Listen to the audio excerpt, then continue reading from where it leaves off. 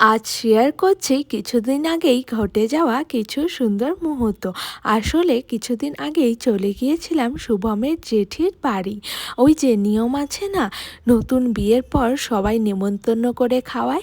আর তারা কিন্তু আমার শ্বশুরবাড়ির পাশাপাশি আমার বাপের বাড়িরও সবাইকে ইনভাইট করেছিল। আর সেখানে প্রথমেই আমাদের কিন্তু প্লেট ভর্তি করে মিষ্টি দেওয়া হয়। আর আজ মেন কোর্সে ছিল সব আলাদাই ব্যাপার স্যাপার। প্রথমে পড়ে যায় স্যালাড, ফিশ ফ্রাই আর তার সঙ্গে ছিল সস।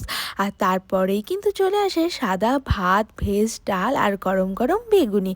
আর তারপরেই কিন্তু পাতে পড়ে যায় এই বড় বড় সাইজের চিতলের পেটি আর ইলিশ ভাপা, ফ্রাইড রাইস, বাটার চিকেন আর চিকেন চাপ। আর শেষে মুখ মিষ্টি করার জন্য ছিল জলপাইয়ের চাটনি। আর এত কিছু খেয়ে আমাদের তো অবস্থা খুবই খারাপ হয়ে গেছিল। তারপর রিটার্ন গিফট নিয়ে আমরা সোজা বাড়ি চলে আসি। টাটা।